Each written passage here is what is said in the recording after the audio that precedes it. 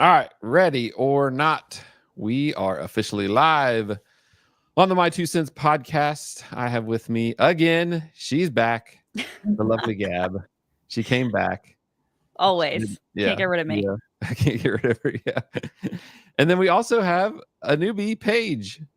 So I'm super excited. Thank you, Paige, for joining us. I'm really appreciate you giving us your time for this.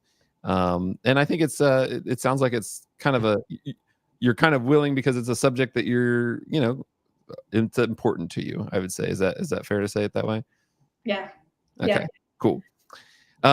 So let's see where to start. All right. So so to get to like what our actual topic is then.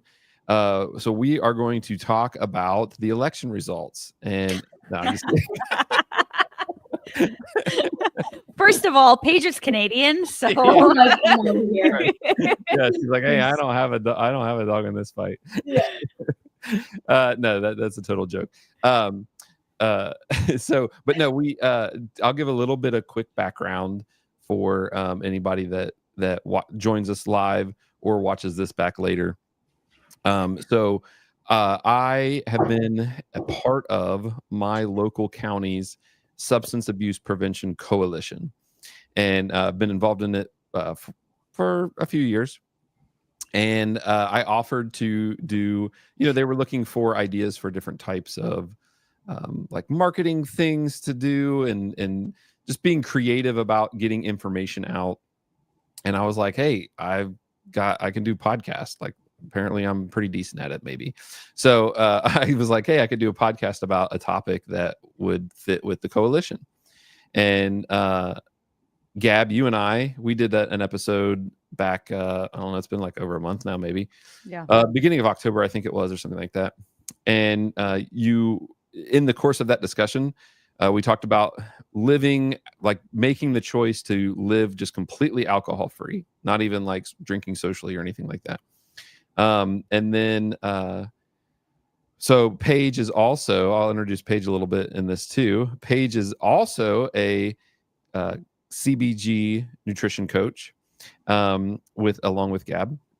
And so Paige had started, because those of you that have listened before or listened to the episode before, you know that the connection that Gab and I have is I actually worked with her. I was, she was my nutrition coach. She had the pleasure and privilege to be my nutrition coach for 16 weeks.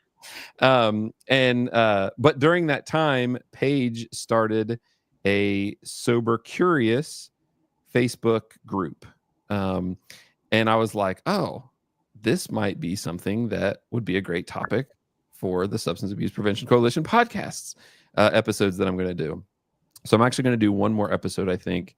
And I'm thinking about maybe having some youth on. I've got a couple connections with like some college kids, and kind of talking about some of the things they're facing. But I thought this would be a great idea. So I reached out to Gab, and Gab was like, all right, fine, I guess I'll do it. Begrudgingly. Yeah. And then she got me connected to you, Paige, and you so graciously were like, absolutely, I'd love to talk more about it.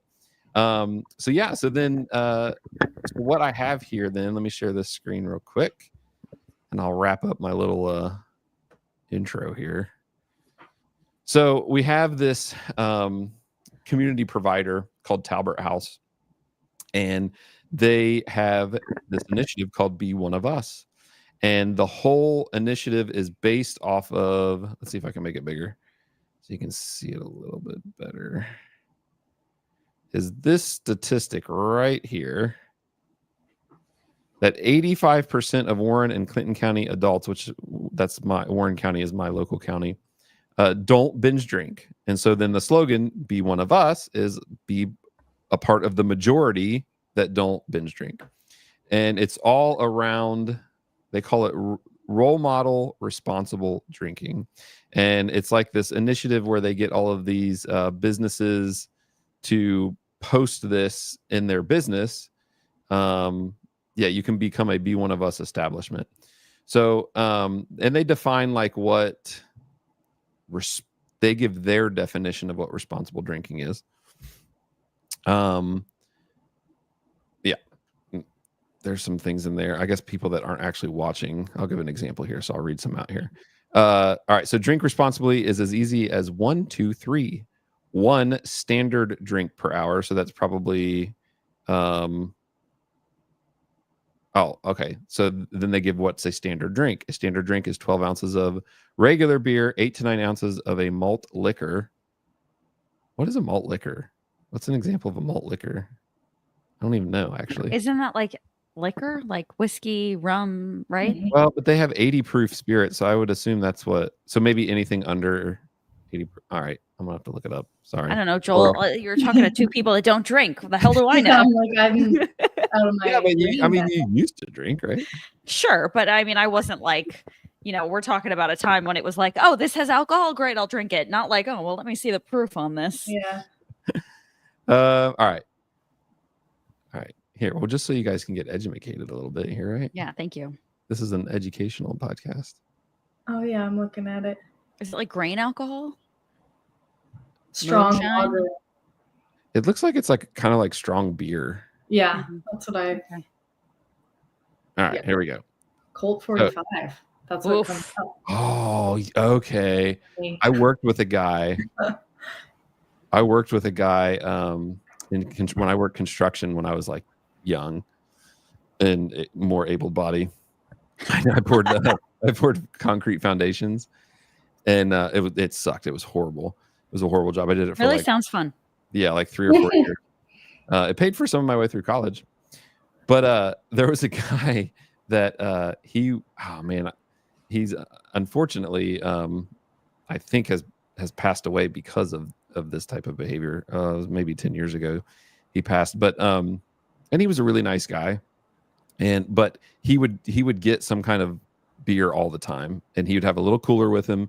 He'd get 2 of the like big out double deuce or whatever, the big long cans, like a 40. and sometimes it would be Colt 45, sometimes it would be Mad Dog, I think was one of them, and he would like drink them throughout the whole entire day. It was crazy. Yeah. All right. So it's malt liquor is made with similar ingredients to beer, but also includes extracts like corn, rice, and dextrose to increase the alcohol content and make it sweeter. Oh. Sweeter than beer and lacks the bitterness of many lagers and ales. All right. So there you go. Some malt liquor for you. All right. So back to this real quick. My intro is getting longer than I thought it would be. Paige, sometimes I have a squirrel brain. It's all good. Gab knows all about that. I'm intimately familiar. All right. So then a standard drink, 12 ounces of beer, 8 to 9 ounces of a malt liquor, like Colt 45, 5 ounces of a table wine, or 1.5 ounces of a 80 proof spirit.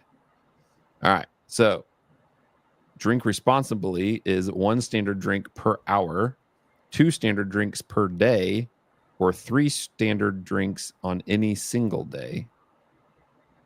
So there you go. That's how you can drink responsibly, apparently. That math isn't mathin', right? So here's the other thing, Paige, too, about my background is I actually was a substance abuse counselor. I was a licensed substance abuse counselor in the state of Ohio. Nice. So so what in our education material that we used to teach was about binge drinking, was if you consumed so many drinks in an hour, that was what considered to be binge drinking. The rule of thumb is it takes approximately 1 hour for your body to fully metabolize 1 drink of alcohol. So that's why they say 1 standard drink per hour. If you stay in that, then your body will have time to fully metabolize that before your next drink. What happens when you binge drink is you consume a lot of alcohol at once. It stays all there in your stomach, and as it's being processed, the effects get greater and greater and greater because you just have a belly full of alcohol, right? As it's trying to process through all that. So, that was my first thought when I read, like, if you scroll down and it says 85% of people don't binge drink. My question was like, well, what are we defining as binge drinking? So that I'm glad that you cleared that up. So I was like, My Yeah, question, I don't want to like major in the minors here, but it does say 2 drinks per day or 3 drinks on any single day. Like what? Huh? well, Is that like if it's Christmas, you can have a third? I think it's okay. So I think the 2 standard drinks per day, because then it says up to 14 in a week. But We're talking averages here. yes. Okay. So 14 then drinks in a week. if you, yeah. So I mean, that's 2 drinks every single day for a week, right? Every single day a week. That's crazy. That's Which, a lot. yeah. Now, so some extra backstory to this too. Then is they wanted me to be a part of. So I was the chairperson for what they called the faith-based committee in the Substance Abuse Prevention Coalition. And so they wanted to have a connection with the faith-based committee with this Be One of Us thing. So now I understand their message, and so again, this is for the substance abuse prevention program. So like I don't want to bash the Be One of Us message, but I was pretty straightforward with them. Like, hey, I understand what you guys are trying to do. You want to reduce binge drinking because there are risks, right, associated with binge drinking, and so their thought is noble in that, okay, if we can reduce what people are drinking, the amount of people are drinking, then we reduce those community risks. So hey, I get it. That's a noble thing. Now I'm with you. I don't know how I feel about those definitions necessarily, but the thing that that I had an issue with, though, when I talked to them, was I was like, well, it's hard for me to say for me to be a part of Be One of Us, right? If I'm telling people to be like me, because I've made the choice to not drink any alcohol. Right. So, and they were very, very receptive to this messaging. And I said, so if there's a way that we can incorporate this as a choice or abstinence being a choice as well, like just completely abstaining from alcohol, I'm like, I can get totally on board with that. Yeah. And they were very open to that at the time. And we started talking through and strategizing through that. So that's why I asked you guys to be here, right? And that's the title of this is I think their message is noble and that sort of thing. But you would agree with me too that for someone to be one of us, it's to make the choice to not drink alcohol at all. Yeah. So that kind of to set that up, I guess that was a long way to longer than I had thought to set that up, but that kind of sets up for you, Paige and Gab as well, to kind of talk about then how someone or why. I don't know that I want to take the angle of like convincing people of why they should, but I definitely want you guys to like, let's dive into each of your perspectives so that people can like think about that and how that how they might connect to your stories. Does that make sense? Yeah. All right, cool. So all right, so first off, Paige, you are in Canada, right? Western Canada. Yeah, I'm in BC. Okay. Western Canada. All right. So I'm trying to like visualize so, which way's east, which way's west. kind of near Vancouver. Like Okay. most people would know where that is. So I'll say. And that's like north of like Oregon, right? Vancouver's like west, right? Yeah. Okay. Yeah. Like I used to live near Vancouver and I was like right on the border to Washington, and I have family members who go over to Bellingham to go to Trader Joe's because we don't have that here. So Oh, nice. Okay. That's hilarious. Yeah.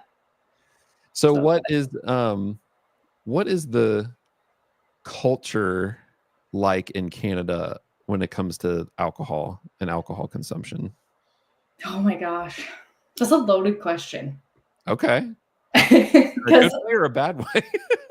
Do I need to unload it a little bit? What is the culture like when it comes to alcohol in Canada? Let me give you an example of the US. And Gab, you can jump in on this too. Yeah, give me a reference point. So in the US, we have lots of beer and alcohol commercials. Mm-hmm.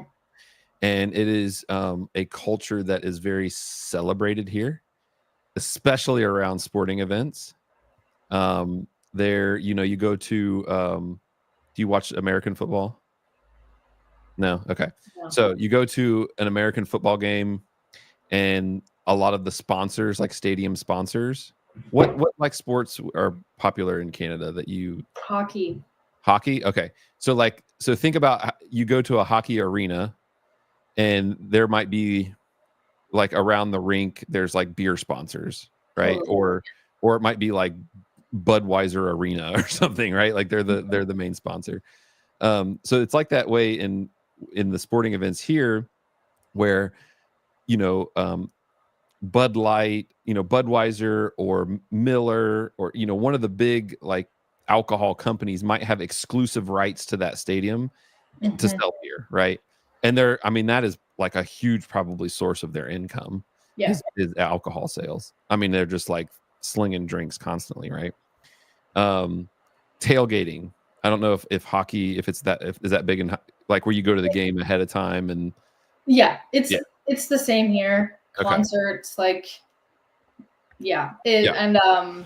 actually when you asked me that question, the first thing that came to mind was this commercial that I used to see years ago that was like Molson, a type of beer, and their slogan was "I am Canadian," and that was like their whole commercial was just like be proud to be Canadian, but then also like drink beer. Yeah. So it's really normalized. Yeah. So like the way to show how Canadian you are is by drinking Molson. Is that kind of the premise? Oh yeah. There's actually a bar in, I guess it's technically in Chelsea in New York City, and it's called the Canuck, and it's like a Canadian bar, and they play all the like hockey games and whatnot, and it's really cool, but it is a beer bar. Like it's a beer garden essentially. So Joel, when you asked Paige that was immediately what I thought of, because my knowledge of Canadians from that one bar I've been to is that they drink a lot. Similarly to like how people like in like Wisconsin or I don't know, what are some of those other states? Oh God, help me. Minnesota drink, Our legal age is a lot younger too. Like where I grew up, it was 18. Oh, okay. Wow. And where I live now, it's 19, but like the oldest is 19. So it's normal for people to start drinking when they're like 16 years old. And then they finally get legal when they're 18, but they have a fake ID in high school. And then that's crazy. Yeah, like 18 is pretty young. So then for Canadians, when we turn 21, you go to Vegas and you're like, I'm legal everywhere. That's funny. It's pretty normalized. Like binge drinking itself is pretty normalized, I would say. Yeah. Okay. So it sounds like it's very similar to the US culture around beer. Because we have similar marketing like that too, where you've got the most interesting man on earth, right? Yeah, drinks Modelo. Yeah, Modelo. And stay thirsty, my friends. Yeah. And and then you've got the Captain Morgan guy, where he's like, got his foot up. And do you remember the Real Men of Genius? Yeah. Real Men of Genius. Yeah, that's not that long ago. Goofy stuff. So I mean, it's like the marketing around it too is always and Budweiser, I think too, has always been known as kind of like a patriot, like similar to like what you described with the Molson, like be a Canadian. I feel like Budweiser has usually always been very like patriotic, in their marketing. So like you're a real American if you drink, Budweiser. So culture similar. So you're up against kind of the same type of stuff that we are. Very normalized. And do you find now there's an argument, I feel like I heard this argument where is it better that it's the drinking age is younger, or is it worse? Maybe that's not the right question. In cultures, so I've heard of cultures where the drinking, like they, like having wine at dinner, where the kids like are even drinking like a little bit of wine and stuff like that, and so then it's like the binge. What I'm getting at is the binge drinking is less. Right. Yeah.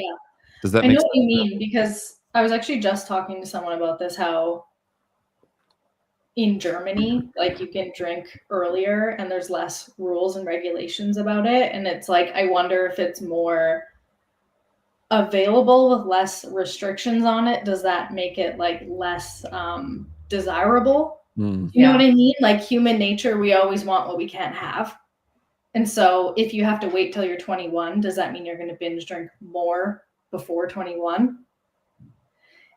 But I don't know. I think it's biased if I were to answer it, because based on my perspective, it's not better. It didn't really like help me because I was able to drink at 18. Like I was still drinking when I was 16. Yeah. Like, so.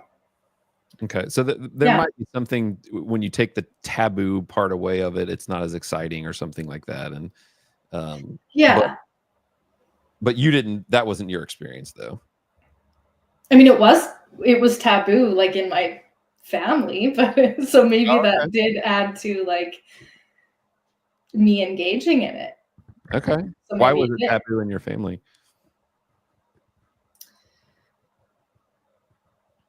Just like my parents didn't want me drinking, right? Obviously. I think that's like pretty common when you're in high school. Like, oh, sure. I thought you meant like overall, like they had a philosophy against drinking. Like, were they drinking? But no, my parents didn't drink. Like, it was just not a normal thing for us, but it was for like me and friends. And like when you are young and impressionable, I felt like that was just what everyone else was doing, so I'm gonna do it too. But it totally was not normalized like in my family. Like, at all. Paige, can I ask you a question? Yeah. I think you and I are close in age. I'm 32. And when I was in college, one of the most, this is so ridiculous, and I would never admit this in public, so don't tell anyone I'm saying this, but one of the most really influential things looking back for me was the popularization of music like Kesha, who was always talking about like being fucked up in the club and dancing on tables. And I was like, that is so cool. That's what I want to be. And like, I was so, I don't want to say that it was like an impressionable thing, but it was just like, that was so cool.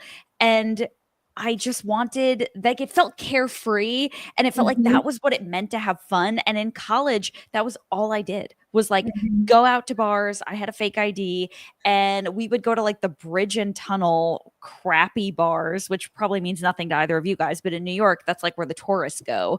And I would wear like this crazy outfit with all this glitter and probably looked ridiculous, but that was like the coolest thing you could be. Yeah. Do you find that was like influential for you also? A little bit. Honestly, my like heaviest drinking days were before college, like before school. Sure. And then I started to like clean up my act a little bit, but I definitely got that vibe. There was this one song. It's like when you said that, I'm like, what is it?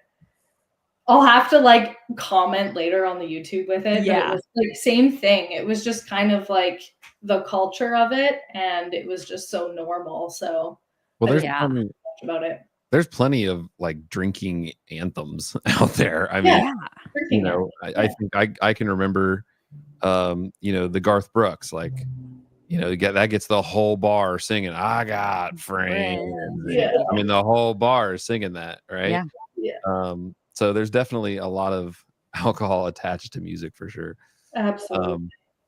All right. So then, all right. So you said that, so it sounds like a lot of your drinking, Paige, was more in your teenage years, and you said that you kind of started to slow down a little bit. What was like, what brought that decision to slow down at all? I got a personal trainer. Okay. And she put me on a nutrition plan, and then I was like, this just doesn't fit my plan, so I'm going to cut it out. Wow. And then so I started going to the bars and was just DDing for my friends. And then I started to notice and like be really present about what was going on around me. And like my judgmental brain went like, oh my gosh, this is what I turn into when I drink. And so I basically was a little bit horrified and realized that I didn't want to become like what I was seeing. And then I moved went to college, and then slipped back into old patterns and started to drink more because, again, like you said, it was like the drinking anthems and it was just so normal. Mm. And then I got really into fitness and really into personal work. Like I started to do like just some background is I did some addictions counseling at school. Okay. And through that, I like realized this isn't for me. Like I need to cut this out. I don't want to do this anymore. So I think fitness set it off, but I needed like something deeper to really anchor it down that I actually wanted to like ditch alcohol forever. Okay. So Yeah. so the fitness was the catalyst, and then kind of just seeing the behavior side that can be attached to it. It's Well, like, yeah, and it wasn't just about like looking at other people, but that gave me the perspective to basically look within and be like, how does this influence my life? And how does this influence who I am and who I show up as? I was like, that was not helping me. yeah. Yeah. Yeah. But yeah, fitness, that's what set it off. All right. I like that. Yeah. All right, Gab, how about I mean, I know you've shared it on this channel before, but I guess for anybody that didn't listen to that last episode. Yeah. Well, maybe I share also gave you a abbreviated version, so I figured this would be a good opportunity to like really give you a little bit more insight. Absolutely. Yes, let's do it. So when I was in high school, I did not drink. And I think culturally, because our drinking age is 21, we don't really start, in my experience, we weren't really doing a lot of like young people binge drinking until we were like away at school, 18, 19. That's kind of when it happened. And so when I was in college, I just really loved, I think I was very stressed. I had a pretty traumatic experience like with family, and I wanted to get away from my family, and I wanted to be, on my own, and alcohol felt like a way to loosen up. I also shared on our last episode, Joel, that I was working on television. I had a pretty gnarly eating disorder. And so drinking kind of like alleviated that stress for me, where I would drink and then I would eat and feel better. And like it just kind of became something that I leaned on as a mood enhancement and to make me feel less stressed out. And so when I was in my later part of college, after the TV show I was on had gotten canceled, I worked at a restaurant and I met a guy who I eventually ended up marrying. And at the time when we were dating, we were really big drinkers and we were going out all the time. And it was a really kind of firm part of our relationship. And then I ended up getting married really, really young. I was 24 when we got married. And I think I just was so young. And the only thing I knew was like drinking and having fun and like being cool. And I was getting into fitness and stuff, but it never occurred to me that like it was problematic. Right. And I was running marathons, but I was kind of just doing fine. I wasn't like trying to be some elite athlete. I was just having fun. And it wasn't until I got more serious about my fitness that I knew I wanted to give it up for sure. But in between, the first time it ever really occurred to me that maybe I shouldn't do this anymore, I was at a work event. And I worked for an indoor cycling company. I was like pretty high up in the company, and my boss threw a party and had a lot of alcohol. And I wasn't really drinking that much because I was like a little concerned about, my training runs for the marathon I was training for or whatever. And everybody kind of made me feel bad. They were like, Gab's no fun. Like, come on, we want to have fun. And so I ended up drinking way too much, way too quickly in an effort to have fun. And I ended up really embarrassing myself. And I think the more that I unpacked that situation, the more I realized that like there was definitely an influence from the outside of people who were trying to get information from me and sort of force me to drink in order to give up that information. And I think those are the same people that made me feel really, really bad about like overdoing it. And, not that I'm trying to place the blame on anybody else, but it was the first time that it occurred to me that doing that was putting me in a really vulnerable position where I did not have control over my actions. And I also didn't really have the ability to stand up for myself afterwards because my viewpoint could not be trusted, right? Whatever everybody else said is what really happened. So it was really disturbing. And it was the first time that I was like, I'm not doing this anymore. And of course, I think it takes a few more experiences like that before you can really step away. But for me, the moment that I decided I didn't want to drink anymore was the same moment that I knew I didn't want to be married anymore. Because I just started to notice that the only time I really ever wanted to be around my husband was when I was drinking. And it was such an easy way to tolerate not that he was a bad person or did anything wrong. It just, we weren't right for each other. And drinking kind of masked that. And COVID was a huge part of that, right? And sort of being stuck with someone and kind of faced with the reality of like, this is not. Yeah. Do I want to be around this person that much? Yeah. And so I was able to mask that with being busy and doing things. And, and then it was like, oh, not only do I not really want to be around you, but the only way to feel comfortable around you is to be drinking. And when I started getting way more serious about my fitness, I didn't want to drink anymore. And when I wasn't drinking and I was just with this person, I was like, oh, I have to end this. I don't have a choice. So at 29 years old, almost 30, somewhere in between 29 and 30, I had to say, hey, I don't want to be married to you anymore. I'm not drinking anymore. And I'm never going to drink again because I don't like who I am when I do it. And I am using it to cover up parts of my life that I don't want to acknowledge. And I'm not going to let any more of those long stretches of time occur where I'm just burying my head in the sand, basically. Yeah. Wow. Well, thank you for sharing all that. Yeah. Peeling back some layers there. So then what was, did you guys try to work anything out after that? Or was that the final, like after you say that to him is like, well, hey, let's try to work this out. I won't drink as much. Like, were there kind of like empty promises that were made? I think by the time I was willing to say it, this is the interesting thing about like ending relationships, right? Whether they're legal or not.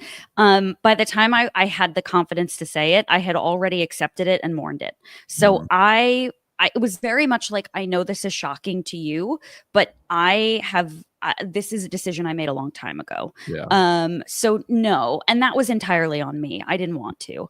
Yeah. And it wasn't that anybody had an alcohol problem. It was just that when I wanted to train and take my training seriously and take my nutrition seriously, and, he wanted to go out and party and have fun, and there was just no way it was going to work. And, I kind of knew that I needed somebody in my life that took that stuff as seriously as I did and wanted to make that a priority, because I felt like I was living this divorced existence where I would be one way with, the people that I trained with. And then I'd have to come home and be like, yeah, pizza and beer sounds great. That's exactly what I was hoping for. So it was not a situation that really could be worked out. And it was honestly, I knew it was better for both of us, that it was just not going to, that it just shouldn't continue. Yeah. I think that's also what is so difficult for a lot of people, is when they realize that they need to make this really big decision, other parts of their life die off. Yeah. And like relationships, friendships, old parts of self, like they go away. Yeah. And so it's not just giving up drinking for people, it's giving up like who they were and how they used to be. And so that's something that I notice, that when I have a client who says to me that they're thinking about cutting back on alcohol, then this whole other piece comes in of like, well, now my Friday nights look different. Yeah. And now I need to find new friends. And now I need to find new activities. And that's like a really big burden for a lot of people. Yeah. Right. Because you like had this decision, you're like, I'm running with it. But a lot of people will wrestle with that internally for like years. Yeah. And you start to realize too, like who are really my friends and who are just my drinking buddies. Right. And then when you don't have that in common anymore, it's like, okay, well, I never really even had them to begin with. Right. And that sucks. Yeah. That's something you have to mourn. Yeah. Yeah, that's like a huge piece to it for sure. And when I worked with I worked a lot of the substance abuse counseling I did, well, all of the substance abuse counseling I did was with juveniles. And that was a huge thing, obstacle for them to overcome, is even when they would come to understand, like you said, that these are just my friends that I use drugs with and drink with and party with. Like outside of that, there's really no depth to our relationship. Yeah. They would come to Right. that conclusion and they still couldn't give it up. Like they still, would be like, they didn't know where else to go. And then they just felt like they would just be alone. And like, what am I going to do? Just sit at home by myself, and like, I'm like, I get that that's difficult. So yeah. So, I mean, obviously it's a lot different for a juvenile mind to try to cope with that. Sure. But Yeah. still definitely a difficult component. And that's something that I could say probably started to happen with me too. So I was, I mean, I partied as a teenager pretty, like you said, it was kind of Paige, when you said that was just kind of like what you did. I mean, that's just what we did, like every weekend the mission was Mm-hmm. trying to figure out how we could get drunk. like Yeah. it was, the whole thing was all procuring, a place, a way to go get it. Like it was all based off of like, the mission is get drunk. How do we do it? And it was like that, basically from probably sophomore year. I mean, it wasn't every single weekend, but it was probably most weekends, especially like junior and senior year, maybe especially senior year. And then, the way that I went through college was I was kind of, I did like, would go to community college for a little bit, and then I'd work some, and then I'd go to community college, and then I'd work some, and then I started, at the job that I was at was at a juvenile court, and then that's when by the time I hit 21, I was kind of like done with the bar scene. like Yeah. I did the bar scene for like 6 months, and I was like, man, I don't like being in this loud bar. Like I was already turning into like some old guy, I guess, at 21. But still, drank through my 20s and stuff. And then it wasn't until when I really started working in substance abuse counseling, and I'd be doing these, like classes or sessions with, juveniles, and like, it started to feel wrong, where I'm like, I'm Yeah. trying to get them to make wise choices. But at the same time, like I'm still drinking and, occasionally getting drunk on the weekends, and I'm Yeah. telling them something different. And I'm like, this just doesn't feel right. So I started to really scale back at that point, and not drinking to the point of intoxication, not doing other things like that. And I think the last time I can remember being drinking to the point of intoxication, I think I was maybe 30 years old. It was a retirement party, and we had basically had all the access to wine that we wanted. And I think I woke up the next day and I was like, I'm not doing that again. Like that was horrible. Yeah. And then I got to the point to where, both because of like where I was spiritually in my faith and things like that, and my role with in my church and stuff, that pretty soon after that I kind of just stopped drinking socially at all. Like and it wasn't anything from a legalistic standpoint or anything like that, but it kind of was similar to the, like, I always say it this way. I always say it, I preach what I practice. And it may not actually be different than I practice what I preach, but it to me, it just seems different, Yeah. I like it. So yeah, so that was important to me to, and I didn't want anyone to like see me, to get confused, like if I'm, out at a restaurant or something and I get a big giant beer or something, and here I am leading youth, and wait a minute, he's drinking a giant beer? I just didn't. I'm like, I don't even want any kind of cause any kind of confusion or anything like that. And it didn't. And again, it just didn't feel right. So, so that's kind of where my personal choice around it went to. And then after a while, and maybe you guys will attest to this too, is after a while it was like, well, not a big deal anymore. I mean, it took some time, I think, to be able to be in social situations where other people would be drinking and you decline and you go through the whole, back and forth of like, oh, really? You don't drink, and you're like, yeah, no, I haven't decided not to drink anymore. And, and you go through the same kind of script, but it got pretty easy and it wasn't as big of a deal anymore after, so long. Would you guys agree with that? Absolutely. There's this saying online that's like, chime in, you guys have probably heard it, but I can't remember it to a T, but it's something like alcohol is the only drug where if you say you don't do it, they assume that you have a problem. Right. Yeah. Exactly. Yep. Yeah. So yeah. And again, with clients and myself, like I will just kindly remind them that no is a complete sentence. Like, it's funny that as adults, we get ourselves in these situations where we're like peer pressured. Yeah. Like I thought that would go away. Yeah. It doesn't. It's worse. So I'm always like, you don't have to like rationalize it. Like if this is something that you want, like, no, but thank you. No, thanks. Yeah. Yeah, absolutely. For sure. It took me a long time to get comfortable with that. But the thing that I realized, and this is not super relevant, but I was vegan for 6 years. Like as an ultra endurance athlete, it Me was too. like, oh my God. I know. So crazy. It was just like the thing to do. I don't know. But I got really comfortable telling people that I didn't eat meat. It was like, that was fine. So eventually I was like, well, I just don't drink alcohol, because I knew that in the beginning people were like, you don't eat any animal products. You don't want this. You don't want that. And it was like, nope. And then eventually they just knew, oh, Gab doesn't eat that. And so I was like, it'll be the same thing with alcohol. But in the beginning, and I think I told this story, Joel, on the last podcast we did together, the first time I ever had a social engagement after I formally gave up drinking for real, I was at my friend's bachelorette party. And we were out, and I hadn't really told them that I wasn't drinking, and I didn't really want to make a big deal about it. So I said to the bartender, hey, I'm here on my friend's bachelorette party, and I just found out that I'm pregnant, and I don't want to make it about me. So if I order a drink, will you just give me, because I don't want to like take the spotlight from her. And they were like, yes, oh my God. And obviously I wasn't pregnant. I just didn't feel like having the conversation. I was just like, I'm going to tell this person, if I order a Jack and Coke, just give me a Coke and we'll call it a day. And they were happy to do it. And it was great. And it was super easy. And eventually I was like, I don't have to lie. Like I have every right to say no.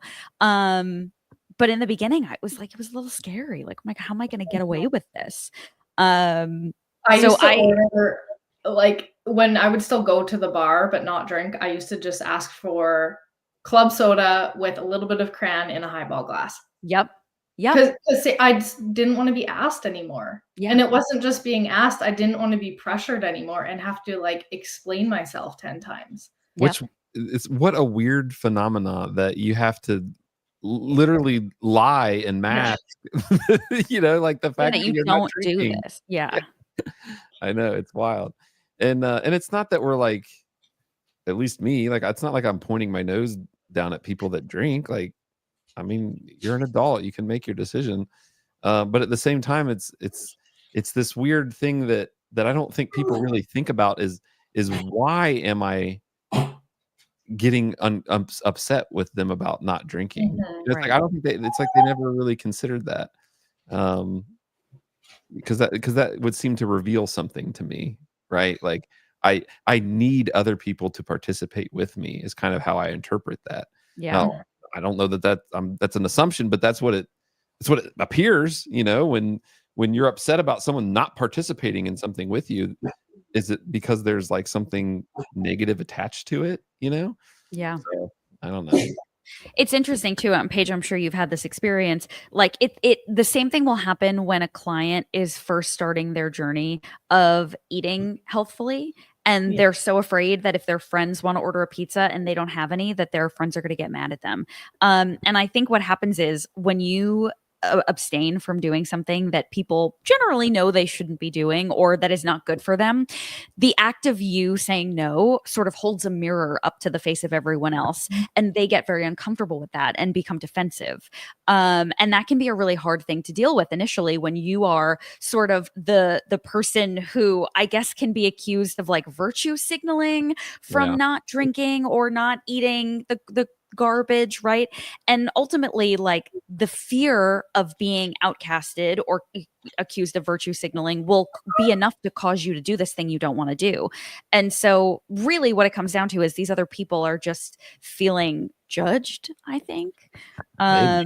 Which is silly because whenever we make decisions like that, we're making decisions for ourselves. Right. Well, that's the thing, is it's like a projection, right? Of they're thinking that you're judging them when you're really not. You made a personal choice and you're just declining to participate in something. And so then it's like it's automatically interpreted as, oh, well, they're judging me then for drinking it because there's sometimes there's things that are the reality of something is still the reality of something, but it can be difficult to let's see, how am I trying to say this? Because if you say I've decided no thank you, I don't drink, or I'm not drinking today, and then they press you on it and you're like, well, I just decided that for it's better for my health, so now that you've attached it to something like, oh, so I'm drinking so I'm not healthy, like I'm Right. unhealthy, right? Is that making sense now? Like, Yeah. And so it's but there is a reality to drinking not being healthy. Yeah. So that's what I was trying to get out, is like, if in your mind you're thinking, well, so I'm not healthy because I'm drinking, well, there might be a reality to that. Yeah. People love to hear good news about their bad habits. So anytime they're faced with a reality that something they're doing is not good for them, it can be painful. Yeah. Do you guys know, I was wondering with being nutritionist, what are you, how do I ask this? Are you knowledgeable in some of the myths out there about alcohol and their health benefits? Yeah. I know, like surface level, I couldn't quote any studies, but I know like alcohol is considered a class 1 carcinogen. Mm-hmm. Okay. They're saying nowadays, I've heard before, like 1 glass of red wine is really good for your heart Yeah, health. that's exactly what I was Or getting. like you can have 1 glass of wine while you're pregnant and it's fine. But what they're finding lately is just like there's really no like safe amount that's actually good for you. Yeah, I And feel like the class wine 1 is the same category as tobacco. Oh, okay, interesting. And so it's just so normalized that I don't think that people think about it that way. Right. Well, Yeah. that's those realities that I'm talking about, right? Like those health realities. I want to share this real quick. So, can I make it bigger? How do I make this bigger so they can see it? All right. So this is from your Instagram page. It says, if you're trying to stop a habit, maybe it's drinking alcohol or mindless snacking, ask yourself, what is good about this behavior? Mm-hmm. In this answer is why you keep doing it. Can I you love that. expound on that for me? Mm-hmm. So like yourself, I actually worked as an addictions counselor and I'm a recovery coach. I remember years ago, I was running this group and we were talking about values. And that was like the whole topic. And there was this person in the group who told the story about how they were essentially abandoning their family because they were prioritizing alcohol over relationship. The family was, or what do you mean? This person in the group who I was mentoring and counseling was saying, they're in treatment right now because they're prioritizing drinking over their own family. Oh, okay. So that's what drove them to treatment, is that realization that I'm making alcohol more important than my family. Correct. Okay, gotcha. So then through this conversation that we were having in this circle about values, he was like, well, I guess I have no values. I have no values. And me and the other group leader were like, slow it down. It actually does sound like you have values, but maybe they're just not where you want them to be right now. So in that moment, he was prioritizing the value of comfort from the bottle, essentially, right? So like all of our bad habits give us something good, which is usually comfort, because the brain doesn't like to be in new settings that challenge us. We like to be in old familiar patterns, even if they're really bad for us. Yeah. Yep. So even with food, with alcohol, I coach clients to really be like, okay, if you're mindlessly snacking in front of the TV or you're binge drinking in front of the TV on Friday night, what is that actually giving you? How is that good? What are the feelings that arise from it? And then we just go from there. And then they actually write it down, like the good things that come from it. And then we try to replace the bad habit with something more productive for what they want to achieve in their life. So then, because there can be, like, I think everyone has to ask their question if they're going to, or at least I would encourage everyone. I would encourage everyone to at least ask themselves that question when it comes to whatever they're at with their consumption of alcohol in that standard of drinking, you know, whether it's 1 drink an hour or, you know, 2 drinks a day. I think that's an important question that I encourage everyone to examine is, okay, what am I getting from this? And kind of seeking what that answer is. And ultimately that's probably what would lead to a decision. And, you know, maybe they're like, you know, this 1 drink a week is not a big deal. You know, I don't know. They might still make that choice. But I think they at least have to be aware of what that is and examine it that way. So. That's the key thing, though, is I don't think people take enough time to reflect and become aware. Because I when I was in the thick of it, I wasn't thinking about that. Yeah. Until you're in enough pain or you experience the negative of the bad habit, that's when you start to reflect.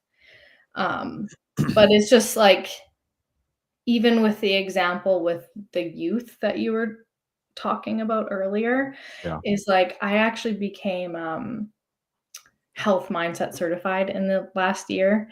And in this health mindset certification, the mentor, she talks about 3 basic psychological needs that every single person has. And so your goals need to reflect these 3 needs, which are autonomy, competence, and belonging. And so I really think that the behaviors that we engage in are trying to achieve that in some way. And for a lot of people, drinking is really like that belonging piece. Yeah. Like in college, you are cool and you belong if you can party like an animal with everyone else. Same thing for youth, even more. That's such like a important time in developing and constructing yourself. So you're trying to belong in any way that you know how, or you know you can. Yeah, for sure. Well, and then that belonging piece is severed, like you talked about, when you give something up and you make a change, that belonging piece is temporarily severed, and that can cause a lot of issues. So that's something, and in that post I talk about it a little bit deeper, but like, in what other ways can you belong? Like, are there other ways that don't include alcohol? Like, can you join run club? Can you join a hiking club? Like things like that, right? You're trying to meet that need and just through a different, healthier way. Right. But sometimes those ways are more difficult because it's a lot easier to belong with drinking, right? It goes against the grain too, because as we already talked about, it's our culture. Like drinking it's our culture, so it's not easy. Yeah. I just think the one thing that's really underappreciated about these connections that you make that are not, whether you're alcohol free or not, when the connections you're making are not surrounded by alcohol, I think two really incredible things happen, right? Number one, you're actually meeting people for who they are, and you're in your right mind, and you're making connections that are real. Because under the haze of alcohol, you might connect with somebody. I mean, how many girls have you met in the bathroom, right? Where you're like, you're so beautiful, and you don't even learn their name, and you never talk to them again. That's not a real connection. Any girls in the bathroom. I've never met any girls. Good. Let's keep it that way, Joel. My wife would agree with that. But like, it's not real. These friendships, these connections when you're drunk, I mean, it's not authentic. And then when you remove the alcohol, it's like, oh my God, this person is really cool, or this person sucks and I'm never going to talk to them again. But at least you know for sure. Yeah. That's number one. And number two, you are so clear that you really start to understand what it is that you like. Maybe you join Run Club and 3 miles in, you're like, you know what? I hate this and I'm not coming back, because you're actually present. Like there have just been so many experiences that I've had sober where I'm like, I used to love this when I was drunk, and now this is terrible. Like, I even like experiences that feel universally fun, like once you really get to know yourself on a deeper level because you're not intoxicated, you just really learn who you are and what you like, and then you can make those connections. And it's way more rewarding. Mm-hmm. Yeah. I loved smoking cigarettes and drinking when drinking. I mean, that was a part of the social part of it, right? Is you get together, you're drinking, you all go outside and have a smoke together, whatever. Like it's all that was I mean, I really enjoyed that. But once I cut those things out, and I tobacco, like the smell of cigarettes now is like nauseating to me. I mean, it is absolutely nauseating to me. And I'm like hypersensitive to it now. It's weird where I can smell it from far away. I could smell it in lots of different situations, but that was something that I really thought that I legitimately looked forward to and enjoyed. And now it's like, oh, it's so repulsive to me now. And I'm like, I can't believe I smelled like that. That's how I feel about alcohol, because before I decided to cut it out completely, I really weaned it out, and I would have 1 to 2 drinks per year. And then I remember my last glass of wine. I remember it, and I was like, this isn't even good. Like, I can't. I don't even like it. My palate's changed, and I'm done. Yeah. Like, that's the thing. Can't do it. Yeah. I will say that I still drink. I drink Topo Chicos. Do you know what Topo Chico is? That's like seltzer, right? Yeah. So it's like it's mineral. Well, it's marketed as mineral water. It's seltzer. But yeah, it's like fizzy water, right? It's just basically fizzy water.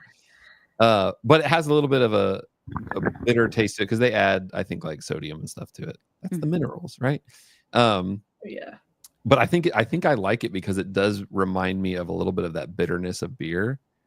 And because sometimes I'll want to, if I'm having like chicken wings or something, there'll be some times where I'm like, oh man, a beer sounds so good with this right now. But then like if I have a Topo Chico or something, it's not a big deal. So anyways, so yeah, I was scrolling through your stuff because I was trying to find that post that I showed just previously, and I was like, she had a post about this. Where is it at? Because I didn't like save it specifically because I thought, I'll go back and find it, and then I couldn't find it. But I was scrolling past this, and I was like, dang. So Paige is a badass. Yeah, you were like really like. Have you ever done any like Olympic lifting competitions, or is it that's just a part of your fitness? That's what this is. Yeah, so that was actually my first competition back after an 8-month-long injury I had. Oh. So that was a milestone one for me. That was just this past August. And yeah, I love competing. It's so fun. So I'm just working towards nationals now and Nice. just getting strong and my lifestyle is a massive part of that. So Yep. Yeah, yeah, 100%. love it. That's cool. Yeah. Yeah. All right. Well, you guys got anything else? You know, no, I was gonna make a joke, but it's I fine. was gonna say, yeah, I kind of Yeah. feel like Forrest Gump right now. Like, Yeah. well, that's all I got to say about that. I was gonna say, we haven't talked about how great crack is, but you definitely shouldn't drink alcohol, but it's fine. We won't. I won't Well, make it. I think. Funny? You What can was go it? first. No, go ahead. What were you gonna say? No, this topic's so funny because I was walking to the pet store, and along that walk there is a liquor store. And they had this sign outside that said, "Trust me, you can dance." Mhm. Alcohol, like signed by alcohol, right? Like everyone's Yeah. seen that. Yeah, And yeah. I'm like I get it. Like it's so normalized, but what if we put like, "Trust me, you're a good public speaker," cocaine. You know what I Right. mean? Yes. Right. Right. Like, I'm like, it's so weird to me when you really think about it, like, how normalized alcohol is, but it's Yeah. really, like, from a health perspective, is it much different? Yeah. Don't No. really think so. Yeah. No, that's a No. good point. It's like you are very productive meth. You know? Yeah. Yeah, Yes. you've got great teeth. Yeah. Yeah. Yeah, that's weird stuff for sure. It's It's crazy. just it could talk about that forever, and it's Yeah. just like, how about we just get curious about it, you know? Yeah. Just start there, like, that's why I actually like the term sober curious, because I that's was where it starts. Yep, I was getting ready to say that. I was like, I think that's perfect why you frame it that way as sober curious. And I started off saying that I'm sober as a joke because of what you said before. I didn't want to keep explaining it to people. So it's funny how when you say, "Oh no, actually, I've been sober for 3 years," and they're like, "Oh, congratulations." Yeah. Yeah. And you're like, "Oh, thanks." Not that I was an alcoholic, but but that's Right. like, just because of the way it sounds.